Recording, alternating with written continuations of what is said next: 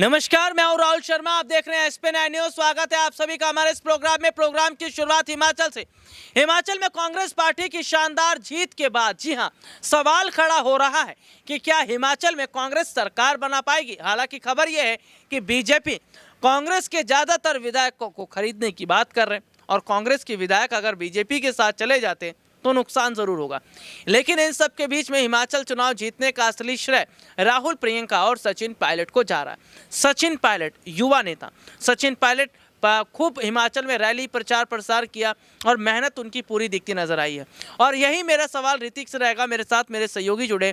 क्या सचिन पायलट को हिमाचल का मुख्यमंत्री बनाया जाएगा या फिर राजस्थान का? और सचिन पायलट का हिमाचल में रैली करना सफल होना गहलोत को क्यों झटका लग रहा है? पहला सवाल ऋतिक ये रहेगा, हिमाचल में जो शानदार रैली पायलट ने की, प्रियंका ने मेहनत की, राहुल ने मेहनत की, उसका असर देखा जा रहा है। तो जो तोहफा मिल रहा है सचिन पायलट को, वो हिमाचल में मिलेगा या राजस्थान में? देखिए, सचिन पायलट वर्सेस गहलोत की लड़ाई चल रही थी। वहीं देखा गया कि मल्लिकार्जुन खड़गे ने एक बयान दिया था। उस बयान में उन्होंने ये कहा था कि राजस्थान की लड़ाई तब खत्म हो जाएगी जब गुजरात चुनाव खत्म हो जाएगा। उन्होंने साफ तौर पर ये बात कही थी। अब आप देखिए कि एक तरफ उन्होंने कितनी बड़ी चाल खेली कांग्रेस ने। एक तरफ सचिन पायलट को हिमाचल भेज दिया कि आप हिमाचल को देखिए, तो दूसरी तरफ पर्यवेक्षक के तौर पर अशोक गहलोत को जो है गुजरात भेज दिया। नतीजा आपने देख लिया।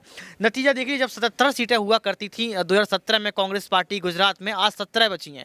और आप ये देखिए हिमाचल प्रदेश में जहां बीजेपी की पार्टी थी उसको उखाड़ फेंका और सचिन पायलट ने पूरी मेहनत की, ताकत झोंक दी और वहां पर जीत गए। तो अब मल्लिकार्जुन खड़गे और तमाम नेता के अंदर से यही खबर देखने को सामने मिल रही है कि जिस तरीके का रिजल्ट आउट हुआ है, जिस तरीके से अशोक गहलोत और सचिन पायलट ने मेहनत की है, जहां पर सचिन पायलट की मेहनत रंग ला गई है, तो अब सचिन पायलट को राजस्थान सौंपना चाहिए। और दूसरा सवाल यहां पर यह उठ रहा था कि जिस तरीके से हिमाचल की जनता ने सचिन पायलट को पसंद किया है, तो क्यों ना सचिन पायलट को हिमाचल का मुख्यमंत्री बना दो। उन्होंने साफ तौर पर कहा, प्रतिभा सिंह है, सांसद है ही।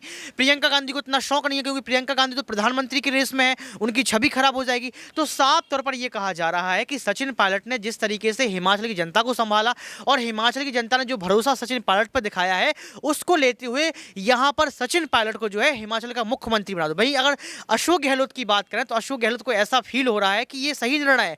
और अशोक गहलोत को अगर ये लग रहा है कि अगर सचिन पायलट जो है हिमाचल के मुख्यमंत्री नहीं बन पाए तो पक्की बात है कि राजस्थान के मुख्यमंत्री बन जाएंगे। क्यों? क्योंकि उन्होंने अच्छा प्रदर्शन करके दिखाया, जबकि पर्यवेक्षक के तौर पर अशोक गहलोत ने गुजरात में ऐसी तैसी करवा दी।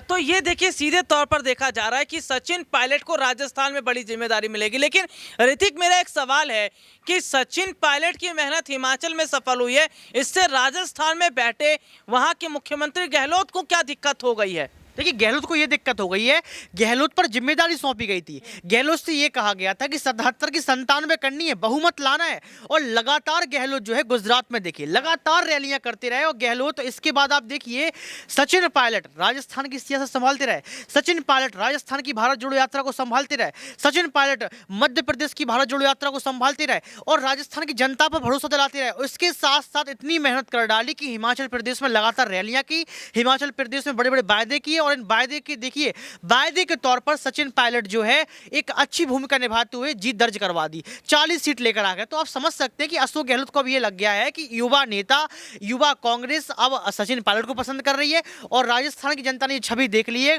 कि सचिन पायलट की भूमिका में, सचिन पायलट के नेतृत्व में आज हिमाचल में सरकार बन गई है।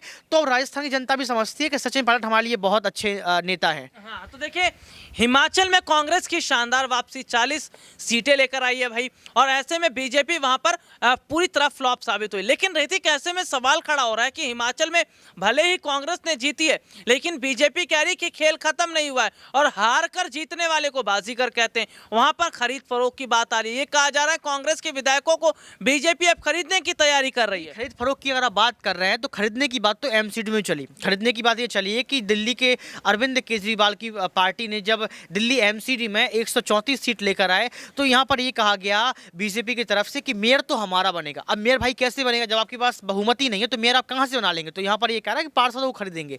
वहीं देखा गया कि कल हिमाचल प्रदेश में जब कांग्रेस पार्टी जीत जाती है तो मल्लिकार्जुन खड़गे पहले ही अपने विधायकों के साथ बैठक करते हैं। क्यों?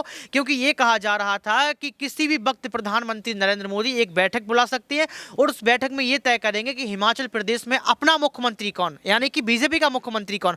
अब इसका मतलब तो यही हुआ कि अब कांग्रेस के विधायक खरीदे जाएंगे। तो आप ये देख लीजिए मल्लिकार्जुन खड़गे पहले ही निर्णय ले चुके हैं, कोई नहीं बिकने वाला है। अब बीजेपी पार्टी हार गई, तानाशाही दिखाते हैं, उसका रिजल्ट सामने आ गया है। तो देखिए सीधे तौर पर ऋतिक अपने हमारे दर्शकों को बता रहे हैं, टाइम देखते रहो, अपने दर्शकों को बता रहे हैं किस तरह की स्थिति बनी हुई है। जाहिर तौर पर बीजेपी जो है वो खरीद फरोख्त की जो कोशिश तो करी लेकिन कामयाब उसमें नहीं हो पाएगी। हिमाचल में कांग्रेस की वापसी को ऋतिक कैसे देखे? आने वाले वक्त में क्या बीजेपी को टक्कर दे रही है अभी के संकेत है? देखिए भारत जोड़ो यात्रा लगातार चल रही है, इसके बाद हाथ से हाथ जोड़ो अभियान भी आने वाला है। इसके साथ जयराम रमेश ने ये बात भी कही है कि अब जिला स्तर पर, राज्य स्तर पर, क्षेत्र स्तर पर, संकुल स्तर पर और तमाम जो स्तर है भारत देश के, उन स्तर पर कांग्रेस पार्टी मजबूत होगी और कांग्रेस पार्टी जनता से सीधा सीधा जुड़ने की कोशिश करेगी और जनता से सीधे सवाल लेगी। तो आप समझ सकते हैं कि भारत जोड़ो यात्रा का भी बहुत ज़्यादा फर्क पड़ा है, राहुल गांधी की मेहनत का बहुत ज़्यादा फर्क पड़ा है।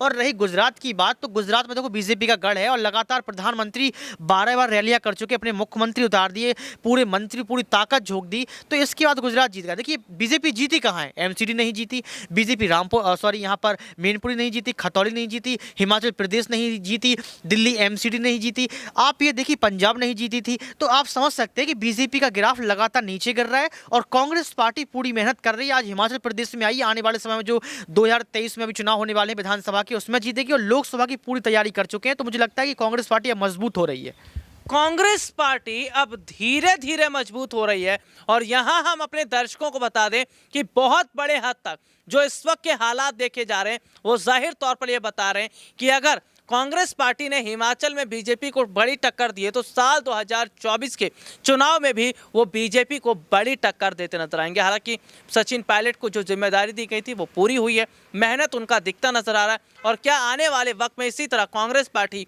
धीरे धीरे करके कई राज्यों को जीतती नजर आएगी, क्योंकि अगले साल राजस्थान, मध्य प्रदेश और छत्तीसगढ़ में विधानसभा चुनाव है। तो चलिए आज के लिए इतना ही, आपसे फिर दोबारा मुलाकात होगी, तब तक के लिए इजाजत दीजिए, नमस्कार।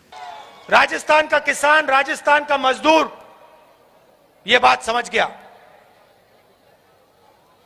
तो अपने नारे से आरएसएस और बीजेपी के लोगों ने सीता मां को क्यों निकाला है?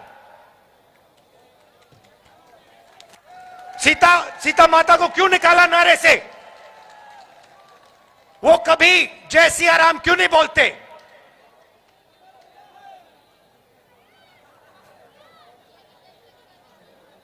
ठीक है, अगर जय श्री राम बोलना है बोलिए,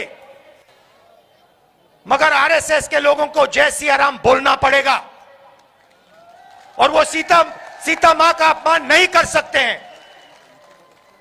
और एक दूसरा नारा है जो गांधी जी कहते थे, वो शायद सबसे सुंदर नारा है, आपको याद है?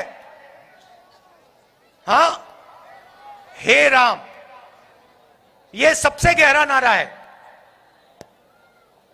हे राम का मतलब मैं आपको बताना चाहता हूं,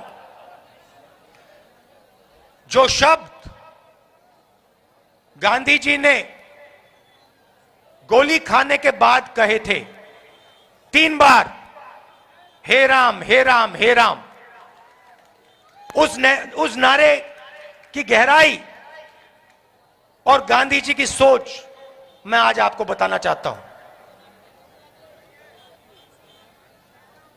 हे राम का मतलब, जो राम भगवान थे उनकी एक सोच थी, उनके दिल में एक भावना थी, उनका जीने का तरीका था। वो सबका आदर करते थे, वो नफरत किसी से नहीं करते थे, वो सबसे प्यार करते थे, सबसे गले लगते थे। वो भावना को हम हे राम